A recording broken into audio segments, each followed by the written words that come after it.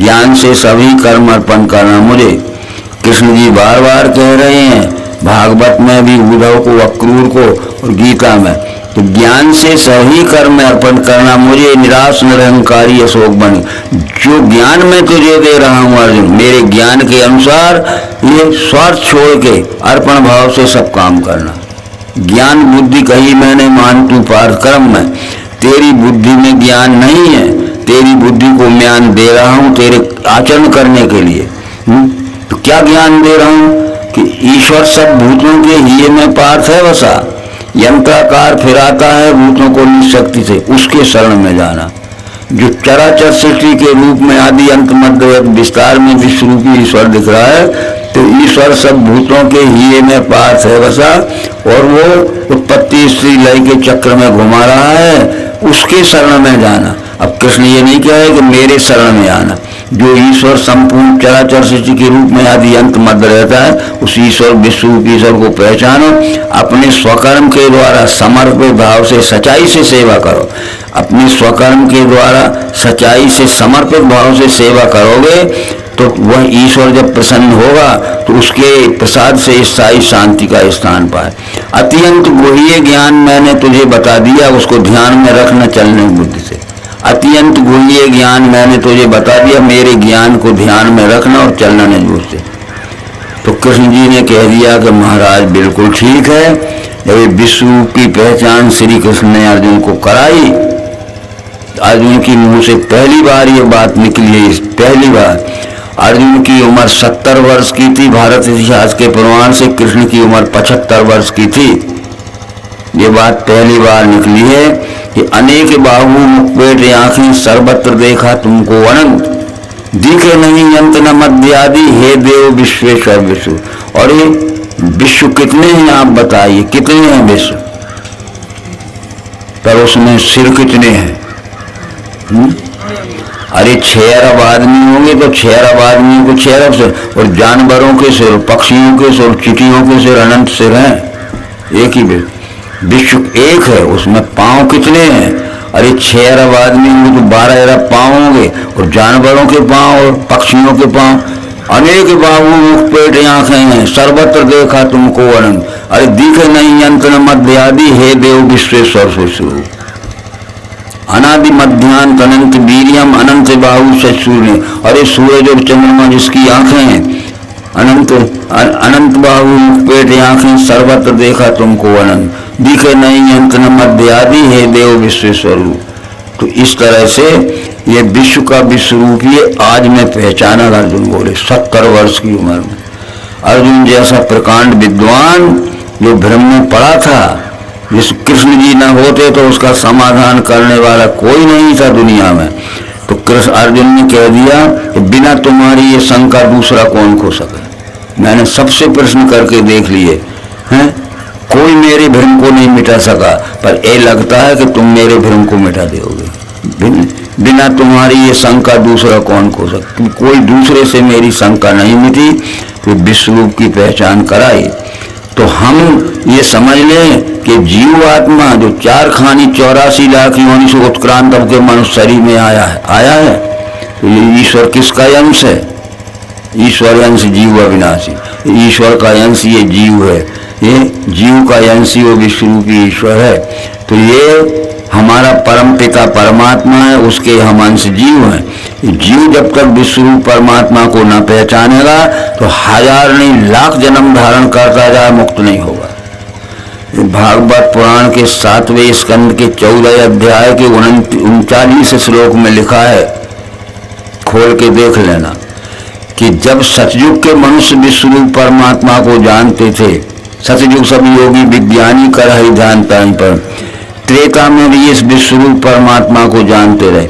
जब त्रेता का अंत हुआ, द्वापर का स्वरूप हुआ, तो मनुष्यों की बुद्धि बिल्कुल पशु बुद्धि हो गई। तो पशु बुद्ध हो गई तो उस समय के समझदारों ने कहा कि उसकी ईश्वर की एक प्रतिमा बना के रख लो, हाथ जोड़ लिया कर। तो इसमें लिखा है वो मूर्खों को समझाने के लिए प्रतिमा बना के रख ले और उसकी पूजा कर लिया कर, हाथ जोड़ लिया कर, उसको खिला दिया। तो उसमें लिखा है कि ये मूर्खों को समझाने के लिए उसकी प्रतिमा बना के रख लीजिए। तर प्रतिमा 100 जन्म तक भी पूजोगे तो तुम्हें सुख शांति नहीं मिलेगी। ये भागवत में लिखा है 7वें स्कंद के 14वें अध्याय का 39 और 40 श्लोक है। माया चैतन्य जी ने झगड़ा मिटा दिया। बस इस के बाद समाप्त कर दे।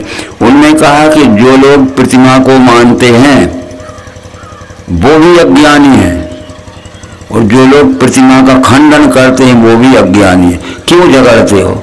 हैं?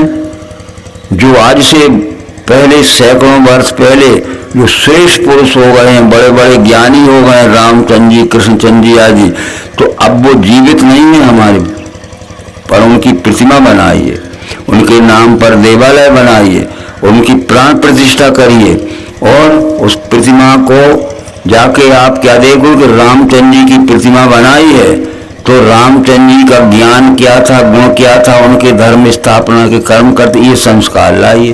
तो राम को देखकर राम का ज्ञान, राम का गुण और राम के कर्म, इसका ध्यान रखिए। तो प्रतिमा श्रेष्ठ पुरुषों के ज्ञान गुण कर्म के यादगार का प्रतीक है।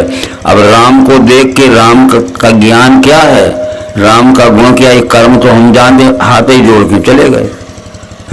इसमें आप समाज में मत टकराना, समझना आपको है यहाँ, नहीं तो ये बात हम कहें और तुम उत्तर दे के नहीं जानोगे और दोनों कान और खिंचवा के आ जाओगे। ये सब भागवत में लिखा है, पढ़ लेना है, आप नोट कर लेना। तो मतलब ये है कि प्रतिमा श्रेष्ठ पुरुषों के ज्ञान गुण कर्म के यादगार का प्रतीक है और इतिहास का संरक्षण। त्रेता युग में राम हो गए, इतिहास में त्रेता युग में राम ने कौन सा ज्ञान दिया, राम ने कौन से गुण थे और राम के कौन से कर्म थे, थोड़े में कह देते हैं। ठीक है, रामचंद्र जी का जब जन्म नहीं हुआ था, ठीक है, नहीं हुआ था, जन्म होने का कारण है महाराज दशरथ ने पहली शादी अपनी बड़ी रानी कौशल्या से कर ली, संतान नहीं हुई। जब संतान नहीं हुई तो फिर हमारे को भी विचार आता है कि पहली पत्नी से संतान नहीं तो कुल न डूब जाए तो दूसरी शादी कर लेते हैं। जब दूसरी शादी सुमित्रा देवी से कर ली, संतान नहीं हुई तो भी एक प्रश्न खड़ा हो गया। तीसरी शादी कैकेयी से कर ली, संतान नहीं हुई, तब तीसरी शादी कैकेयी से कर ली, संतान नहीं, तो प्रश्न खड़ा हो गया कि ये तीन रानियां हैं, संतान क्यों नहीं होती। उस समय वशिष्ठ जी राजा दशरथ के कुलगुरु के पद पे आ चुके थे। वशिष्ठ जी वेद काल के 5वीं श्रेणी के विद्वान थे, ब्रह्म ऋषि थे, साइंटिस्ट थे, चिकित्सा विज्ञान, वनस्पति विज्ञान, संतति उत्पत्ति विज्ञान सब था। वशिष्ठ जी से राजा दशरथ ने पूछा कि गुरुदेव तीन रानियां हैं, संतान क्यों नहीं होती है, कारण बताइए। तो वशिष्ठ ने क्या कहा कि इस विषय में संतति उत्पत्ति के विशेषज्ञ को बुलाना पड़ेगा। और वशिष्ठ न होते तो कोई अंधविश्वासी होता तो वो कहता कि भैया इसकी कोख में शनि बैठ गया है, जो बीज होता है वो शनि खाता जाता है, तो मुर्गी चढ़ाओ बकरा चढ़ाओ वो उसमें खाता रहेगा तो बीज बैठ जाएगा। वशिष्ठ ने कहा नहीं, संतति उत्पत्ति के स्पेशलिस्ट को बुलाना पड़ेगा। वशिष्ठ जी से दशरथ जी ने पूछा कि संतति उत्पत्ति का विशेषज्ञ कौन है। बोले विभांडक ऋषि का, समीक ऋषि का, सत्संग। तो बुला दीजिए। तो श्रृंगी ऋषि वशिष्ठ बुलावा। अब पढ़िए वाल्मीकि रामायण। जब वशिष्ठ वो श्रृंगी ऋषि आ गया जो समीक ऋषि का पुत्र था, उसने तीनों रानियों का जांच किया, कोई दोष नहीं था, कोई दोष नहीं था। वाल्मीकि ने लिखा है क्योंकि रामचंद्र जी ने सुनाया है, वो वाल्मीकि ने लिखा है, श्रुत लेख है। जब महाराज दशरथ का राज किया तो सारा दोष उनमें था, उनका इलाज किया गया और जो इलाज किया गया वो आप पढ़ लेना। जो आज अमेरिका के और इंग्लैंड ऑस्ट्रेलिया के डॉक्टर आज भी जिन पुरुषों को संतान नहीं वही इलाज आज भी होता है। और एक की तो बात क्या है, तीनों को पुत्र हो गए। जिस दिन से हरि गर्भ ही आए सकल लोक सुख संपत्ति चाहे, एक विधि गर्भ से सब रानी शोभाशील गुण का। तो ये तो लिखा है कि जिस दिन से हरि गर्भ ही आए सकल लोग सुख संपत्ति, रात भर में खुशी की लहर दौड़ गई। आशा टूट गई थी कि राजा दशरथ बूढ़े हो गए, अब संतान नहीं होगी, पर जब पता चला कि कौशल्या जी गर्भवती, एक विधि गर्भ से सब रानी। अब इसके बाद हमने पढ़ा है भाई प्रगट कृपाला दीन दयाला कौशल्या हितकारी। ये कथावाचक कहते वो माता जी के गर्भ से तो बड़े प्रगट भय है। लो अब वही बात कर दे। और क्या लिखा है पूर्व संदर्भ में कि जी दिन से ही गर्भ ही आए, ये रखी राम। तो गर्भ में आए, वही कहते गर्भ में नहीं आए वे तो प्रगट भय है, प्रगट भय है। अरे तुम ऐसे अंधविश्वास में कथाएं सुनाते हो और सब लोगों को भी भ्रम में फैला रहे। अगर रामचंद्र जी प्रकट हुए हैं माता जी के गर्भ में, तो उसमें तो ये भी लिखा है रामायण में कि बंदो विधि पद रेणु भाव सागर जिन कीनिया संत सुरासरी रेणु प्रगटे खल, खलों को भी प्रकट लिखा है। समझ सकते हो तो समझ लो। हाँ, अकेले प्रकट का ये अर्थ नहीं होता। जब 18 वर्ष की उम्र थी रामचंद्र जी की, विश्वामित्र जी के साथ जनक का धनुष यज्ञ देखने गए थे राम लक्ष्मण। रामचंद्र जी ने कहा कि गुरुदेव हमने सुना है कि जनक की पुष्पाट का बड़ी सुंदर है, बड़ी प्रशंसा हो रही है, हम देखना चाहते। तो विश्वामित्र जी ने कहा देख आओ। दोनों भाई फाटक में से घुस गए। एक योजन लंबी चौड़ी थी, दिन भर घूमते रहे। बड़े बड़े झाड़ थे, पेड़ थे, पौधा थे, वनस्पति फूलों के थे। दिन भर घूमते रहे तो पौधों की और झाड़ों की आड़ में थे, नहीं दिख रहे थे। जब दिन भर घूम के आए दरवाजे पे तो वहां भी तो लिखा है लता भवन से प्रकट भय देई हो सर्व। 18 वर्ष में प्रकट, आंख से जब तक वस्तु नहीं दिखती उसको अप्रकट कहते। तो वहां तो लिखा है 18 वर्ष में कि लता भवन से प्रकट भय तेई अवसर दो बार। अब मेरे हाथ में एक चीज होगी मित्रों, बताइए प्रकट है कि अप्रकट है? तो जब तक हमारी आंखों को नहीं दिखती तब अप्रकट कहते हैं। तो शिशु जब तक माता जी के पेट में रहता है हमारी आंखों को दिखता है क्या? प्रकट है कि अप्रकट है? और 9 महीने के बाद जब जन्म हो गया सारी दुनिया को प्रकट दिखता। तो ये प्रकट है कि अप्रकट है? अब प्रकट है कि अप्रकट है? ये प्रकट भय ताला खोलने के लिए है? इतना अंधविश्वास फैल गया बहनों भाइयों कि उसके जटाधारियों के पास भी बैठना आज एक हमारा जो ज्ञान था वो ही सीताहरण जैसा चला जाएगा। तो लड़ना झगड़ना किसी से नहीं। इसलिए जब जब ये अवतार आए उनने इस भ्रम को दूर किया और धर्म स्थापना की। इस युग में विष्णु परमात्मा का 9वां अवतार मायारंग चेतन आ गया। उसने चमत्कार निर्णय नामा कितनी पुस्तक लिख दी। तो इस तरह से ये सब बातें प्रगट अप्रगट के लिए अर्थ हो गए। ठीक है, अच्छा पहले क्या लिखा है कि जिस दिन से हरि गर्भ ही आए, तो गर्भ में आए तो गर्भ में थे नहीं दिख रहे थे, 9 महीना में पैदा हो गए तो दुनिया भर को दिखने लगे। तो 18 वर्ष की उम्र में लिखा है कि लता भवन से प्रकट भयते ही अवसर दुर्वार। तो वो समझाने वाले वाह वाह, वो ये समझाने वाली बहने भैया भी वाह वाह में लगे हैं। बताओ, रामचंद्र जी का जन्म गुरुकुल में गए पढ़ने को, ठीक है, अब सुन रहे ना रामायण भी लिखी है भागवत में, पूरी रामचरित लिखा है। गुरु के गए पढ़न रघुराई अल्पकाल विद्या सवाई। अरे ज्ञान का भंडार तो राम में था ही। जैसे हमारे कमरे में बहुत बहुत कीमती चीजें रखी, हीरा मोती जवाहरात रखे हो, पर चाबी हमारे पास ना हो तो दिख जाएगी। तो चाबी थी वशिष्ठ जी के पास। वशिष्ठ जी के घर में गए, गुरु के गए पढ़न रघुराई अल्पकाल विद्या से, थोड़े में सब विद्या आ गई। राजनीति शास्त्र, समाज शास्त्र, अर्थशास्त्र, भूगोल शास्त्र, भूगोल शास्त्र, वनस्पति शास्त्र, चिकित्सा शास्त्र, सारा। जब लौट के वशिष्ठ जी के गुरुगृह से आए तो पहला काम रामचंद्र जी ने पहला किया काम कि हमारे राज्य में, हमारे नगर में छुआछूत मानना दंडनीय अपराध होगा। ले रामान जी की पूजा करते और राम की बात, छुआछूत आज भी जिंदा हो रही है। और कह दिया कि जी विधि सुखी हुए पुरलोगा कहीं के पानी सही सही हो। अरे नगर के पुरुष जिस प्रकार सुखी रह सकते थे सबको बुलाने लगे। ठीक लो, राजा दशरथ के समय कुलगुरु नहीं थे, बसे कोई नहीं था।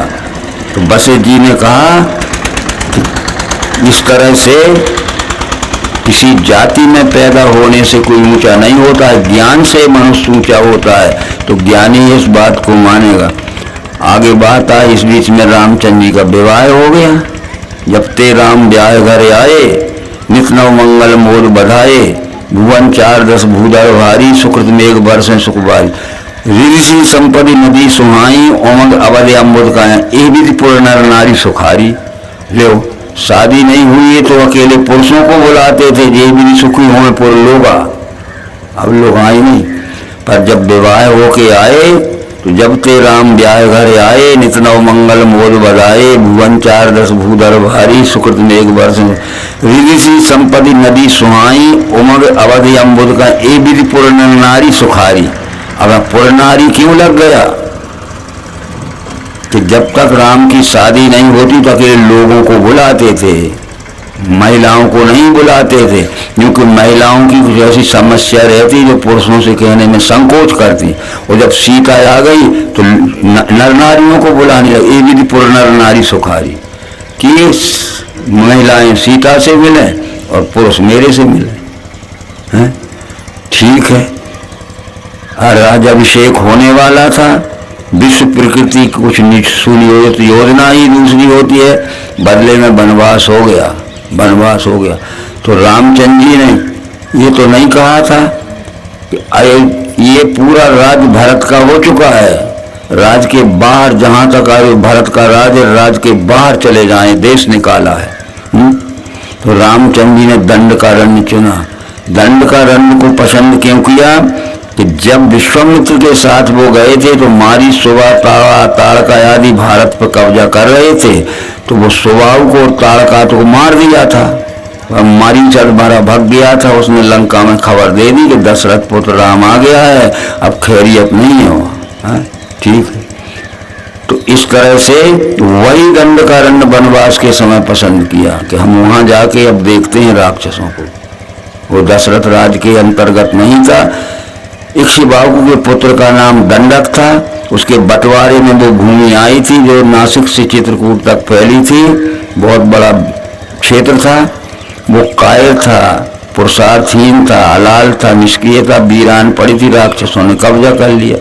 जब राम दंड का रण में घुसे तो अस्थि समूह देख रघुराया, पूछी मुनि लागे थी। अरे मनुष्यों के हड्डियों का ढेर लगा था। अस्थि समूह देख रघुराया, पूछी मुनि लागे। ऋषि मुनियों से पूछा कि मनुष्यों के हड्डियों का ढेर क्यों लगा है। उत्तर मिला, निश्चर निकर सकल मुनि खाए, देख राम ने। अरे राक्षसों के झुंड आते, ऋषि मुनियों को पकड़ पकड़ कर खा जाते, हड्डियां ये रखी। तो निश्चरहीन करो मई, भुज उठाए पिंडकीन, सकल मुनि के आश्रम चाहे जाए सुख दी। ये धरती राक्षसों से खाली कर दूंगा और हरेक ऋषि मुनि के आश्रम पे गए, अब निर्भय रहो, निर्भय रहो, निर्भय रहो। अब हम दंड कारण्य में आ गए, कोई राक्षस दंड कारण्य में घुसेगा तो घुसने के पहले मार दिया जाए। ये खबर लंका में पहुंच गई तो सुनऊ जासु बल पाए दशानन, अभय भय विचरे में। रामचंद्र का दशरथ पुत्र राम का अभय बल पा के निर्भय घूम रहे, नहीं तो घर में घुसे रहते थे और घर में से भी तान लेते थे राक्षस, मांस खा के। इतना संरक्षण दिया। आगे बहुत सी बातें हैं। रामचंद्र वनवास में घूमते हुए चित्रकूट में गए। चित्रकूट में निषाद भी साथ गया था। चित्रकूट में जब निवास किया तो रामचंद्र जी ने निवास करते ही जाहिर कर दिया चारों तरफ, हर प्रकार के स्त्री पुरुष हर समय मेरे से आके मिले, मैं बुलाता हूँ सबको। ऊंच नीच मध्यम नर नारी, लाही दरस निज निज अनुहारी, सावधान सभी सन्मान ही, सकल कृपा सराहत कृपा। ऊंच नीच मध्यम स्त्री पुरुष सबको बुलाने लगे राम, और रामचंद्र जी के बुलाने पे सब जब आने लगे तो आदर से बैठालने भी लगे, इसलिए रामचंद्र जी की प्रशंसा होने लगी। क्या हम कोर कर रहे हैं ये? तो वैसे ही राम राम। ऊंच नीच मध्यम नर नारी सबको बुलाने लगे, जो उस समय नहीं बुलाते थे लोग छुआ। जो ऊंच नीच मध्यम नर नारी, लहाई दरस निज निज अनुहारी, सावधान सभी सन्मान ही, सावधानी से आदर से सबको बुलाने लगे, बैठाने लगे। इसलिए सकल सराहत कृपा निधान है, कृपा निधान राम की सब प्रशंसा होने लगी। अरे राम ना होते तो हमें कहाँ ऐसा सौभाग्य मिलता। राम के भाई मिलने गए, भरत शत्रुघ्न, उनकी पत्नी मांडवी सुत की थी, लक्ष्मण की पत्नी उर्मिला भी, गुरु वशिष्ठ, उनकी पत्नी अरुंधति और कौशल्या सुमित्रा कह कही भी गई। तो लोक वेद सब भातौ नीचा, जासु छाए सोय ले वहीं सींचा, ते भरे अंक राम लघु राता, मिले सकल परिपूर्ण। जाति अभिमानियों को जिनकी छाया पड़ने पे भी छूत लगा, शरीर छूने पे नहीं, ऐसी छाया पड़ने पे भी छूत लगती, स्नान करते थे। ऐसे अछूतों से राम के भाई छाती से लपेट के मिले हैं। लोग भेद सब भातौ नीचा, जासु छाए सो ले वहीं सींचा, ते भर अंक राम लघु भ्राता, मिले सकल प्रसन्न चित्त। जाति के अभिमानों को जिसकी छाया पड़ने पे भी छूत लग जाती, शरीर छूना तो अलग है, और स्नान करते, ऐसे अछूतों से राम के भाई प्रसन्न होकर छाती से लगा के मिले। ये पढ़ा रामा है। लोक वेद सब भातौ नीचा, जासु छाए सो ले वहीं सींचा, ते भर अंक राम लघु भ्राता, मिले सकल परिपूर्ण प्रसन्न चित्त में। उन्होंने खाने को भी दिया, वे गरीब थे, जंगली थे, कोल की रात भिल्ल बनवासी, यहाँ भी होंगे ऐसे। तो उन्होंने गरीब थे, उनके पास धातु के पात्र नहीं थे, तो झाड़ के पत्ते में दोने बना के खाना लाए। भर भर पर्णपुटी रच रूरी, कंद मूल फले अंकुर जूरी। पर्णपुटी के झाड़ के पत्तों का दोनों में खाना लाए और सबको दिया, खाया बड़े आराम से। और देखा कि ये गरीब दिन भर की कमाई यहाँ ले आए हैं, अब शाम को लौट के घर में जब जाएंगे, इनके घर में खाद्य सामग्री न होगी, इनके बाल बच्चे भूखे सो जाएंगे, तो पैसा दे दो इन्हें। पैसा देने लगे तो दे मूल बहु मूल न ले ही फेरत राम। अरे हमने पैसा लेने के लिए थोड़ी, आपने हमें छू लिया, छाती से लगा, हमारा छुआ खा लिया, तो ये पैसा हमें नहीं चाहिए, पैसा वापिस कर रहे थे। दे मूल बहु मूल न ले ही फेरत राम दुहाई। अरे जय श्री राम, राम न होते तो काहे कोई मौका मिलता। बस इससे ज्यादा जब रामायण मत सुनिए, नहीं तो फिर तो शाम तक होती रहेगी। वैचारिक परिवर्तन करिए, रामायण पढ़ने की अगर इज्जत रखते हो राम की और रामायण की, और भागवत पढ़िए यदि कृष्ण के चरित्र की इज्जत रखते हो। नहीं तो ऐसे तो दुनिया भर कैसेट गा रहे हैं, तो तुम भी भागवत पढ़ो चाहे रामायण गा रहो, कैसेट में भर। इनमें लिखा हुआ ग्रंथ आचरण में लाना चाहिए। क्या लिखा है? रामचरितमानस यह नामा श्रवण सुन श्रवण, राम का ज्ञान, राम का गुण और राम का चरित्र लिखा। राम के ज्ञान के, राम के गुण के और राम के आचरण के अनुसार चलना पड़ेगा, तब राम की भक्ति में नंबर लगेगा। अपने मन से भक्त बने रहो, वहां तुम्हारा वेटिंग लिस्ट में भी नाम नहीं आने वाला। ओम शांति शांति शांति। विश्व रूप परमात्मा की जय। सनातन धर्म।